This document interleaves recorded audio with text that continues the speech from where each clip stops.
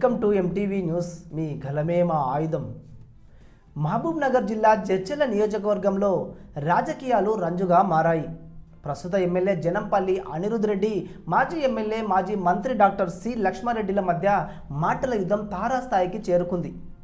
Assembly ఎన్నికలు జరిగి 2 సంవత్సరాలు కావస్తున్నా ఇద్దరు నేతలు సై అంటే సై అంటూ బహిరంగంగా సవాళ్లు ప్రతిసవాళ్లు విసురుకోవడం, ఆరోపణలు ప్రత్యారోపణలు చేసుకోవడం జిల్లా రాజకీయాల్లో తీవ్ర చర్చనీయాంశంగా మారింది. ఒకరిపై ఒకరు పదే పదే విమర్శలు చేసుకుంటూ ఆరోపణలకు ఆధారాలు చూపుతామని ప్రకటించడంతో నియోజకవర్గంలో రాజకీయ ఉద్రిక్తతలు పెరుగుతున్నాయి.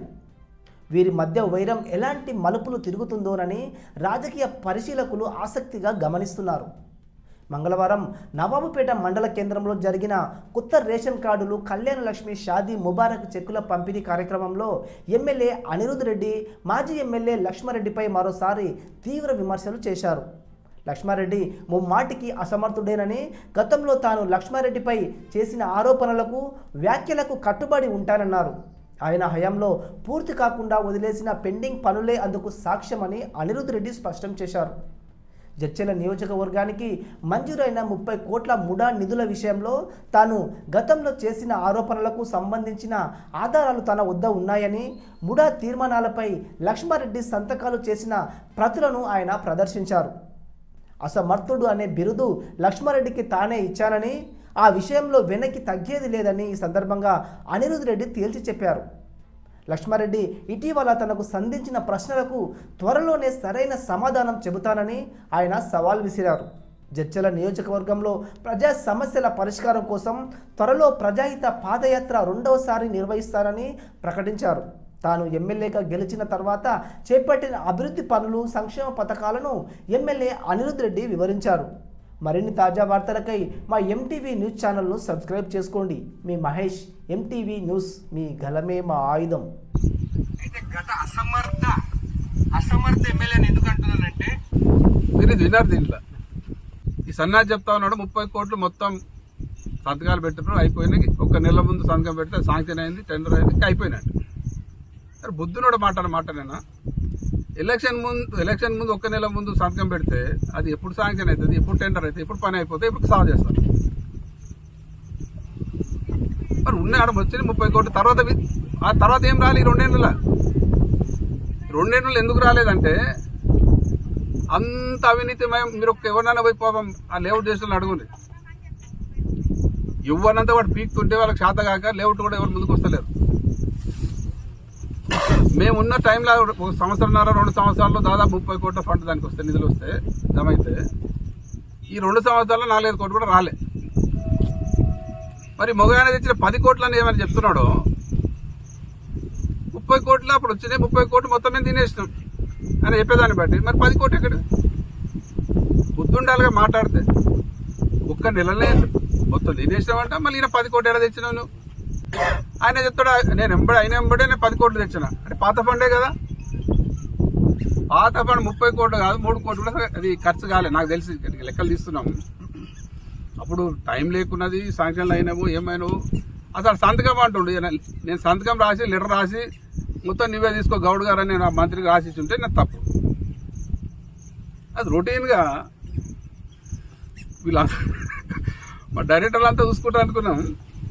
ఒకరోజు మీటింగ్ మినిట్స్ అనేది మీటింగ్ అటెండ్ అయినట్టు రోజు ఇక్కడికి వచ్చి ఆ మున్సిపల్ చైర్మన్, అది కమిషనర్, దాన్ని వైస్ ప్రెసిడెంట్ మనిషి పంపితే సంతకం పెట్టినా, అందరు పెట్టాను అనుకున్నాం. ఇంకోటి ఇలా ఇంకో దద్దమ్మ మాట, ఆయన సంతకం పెట్టే నేను పెట్టినా అంట.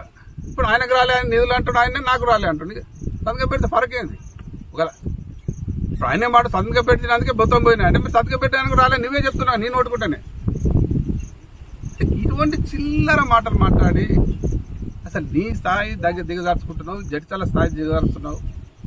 నువ్వు పని మీద పడరా నాయన, నీకు పనికి సహకరిస్తాం, పని చేసుకో, మంచి పని చేయి, చేతనైతే పని చేయి, చేత కాకుండా వదిలిపెట్టు. కానీ డ్రామాలు ఎందుకు, నాటకాలు ఎందుకు? నువ్వు 100% అసమర్థుడివి. ఎందుకంటే నీతో ఏమైతే డైలాగులు తప్ప. నువ్వు డైలాగులు కొట్టినా 150 కోట్లు తెచ్చినా అని రోడ్లు తెస్తే దాంట్లో 100 కోట్లు నావే. 56 కోట్లు ఓన్లీ ఒక్క road, Gangapur Balanagar road. Municipality టెంకాయలు కొట్టి మొత్తం గతంలో 25 కోట్ల శాంక్షన్ దాంట్లోకి వెళ్ళి మెల్లమెల్ల వితలవాడిగా అవే చేస్తున్నావు. ఇప్పుడు కాలేజ్ టెంకాయ కొట్టి అది నేను శాంక్షన్ చేస్తే టెంకాయ కొడుతుంది జూనియర్ కాలేజ్ బిల్డింగ్.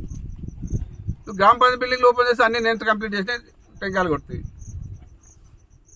నీ అసత్ మాట్లాడతాం వల్ల ఏం వస్తలేవు డైలాగ్ వల్ల నీకు అంత హైదరాబాద్లో డ్రామా చేసుడు సరిపోయింది. ఆడ బ్లాక్ మెయిల్ చేసుడు ఇక్కడ ఏం లేదు. లేకుండా ఏమన్నా చావు నీ సావు కానీ నన్ను ఎందుకు మాట్లాడుతున్నావు? మళ్ళొక్కసారి చెప్తున్నా, ఇప్పుడే కానీ చేతగాని దద్దమ్మ ఎదుటివాని బాలయితని గురించి మాట్లాడతాడు.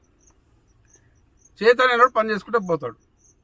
ఈ రాష్ట్రంలో కానీ కాన్సెప్ట్ ఇదే జరుగుతుంది. పొద్దున్న వేస్తే ఎదుటోని మాట్లాడు మీ శాతగానితనం అంతా కప్పించుకొని ప్రయత్నాలు జరుపుతాను. ఇది సరైన పద్ధతి కాదు. ఇప్పటికీ బుద్ధి మార్చుకో, నీ పద్ధతి మార్చుకో. నీ నిజంగానే సమర్థుడు అయితే నువ్వు అన్న మాటలు వేరేమో కొల్లూరు మండలం చెయ్యి. సమర్థ ఎమ్మెల్యే గురించి కూడా ఒకసారి ఆలోచించండి. గెలిస్తే సంవత్సరంగా ఎలక్షన్ల గురించే ఆలోచిస్తారంట. అలాంటి అసమర్థ ఎమ్మెల్యే మనకు అవసరం లేదు. మొన్న ఏదేదో మాట్లాడినాడు, ప్రతి ఒక్కటి నేను ఆయనకి సమాధానం చెప్తానని చెప్పి కూడా తెలియజేస్తాను. ఇది దాదాపు సంవత్సరం నుండి ఆయన సంతకం పెట్టి నేను నా కార్లో పెట్టుకుంటూనే తిరుగుతూనే ఉన్నాను. నా కార్లోనే ఉంది. ఎప్పుడు ఆ అసమర్థ ఎమ్మెల్యే నేను సంతకం పెట్టలేదని అబద్ధం మాట్లాడతానని మాట్లాడిండు, అబద్ధం చెప్పిండు. ఆయన సంతకం ఉన్నది. దీంట్లో ఖచ్చితంగా ఆయనకి సమాధానం ఇస్తానని చెప్పి కూడా మీకు తెలియజేస్తున్నాను. నా ప్రతి కార్యకర్తలకు, మా కాంగ్రెస్ నాయకులకు మీ అందరి ఆశీర్వాదం ఉండాలని చెప్పి కూడా తెలియజేస్తున్నాను. ఇది లక్ష్మారెడ్డి సంతకం. ముడా నిధులు మహబూబ్ నగర్ కి వాడుకోమని చెప్పి ఈయన సంతకం పెట్టిండు. సంతకం పెట్టి ప్రజల ముందు నేను సంతకం పెట్టలేదు, నాకు తెలియదు, వాళ్ళ ఇంటికి వస్తే ఏదో సంతకం పెట్టిన 30 కోట్ల రూపాయలు నువ్వు చూసుకోకుండా సంతకం పెట్టినవా? 3.5 కోట్ల రూపాయలు ఒక నర్సరీకి మేమున్నర చెట్లు పెట్టమని చెప్పి సంతకం పెట్టి మన అసమర్థ ఎమ్మెల్యే అని చెప్పాలా చెప్పొద్దా? అసమర్థ అనేది నేను నీకు ఇచ్చిన బిరుదు అని చెప్పి కూడా మీకు తెలియజేస్తున్నాను.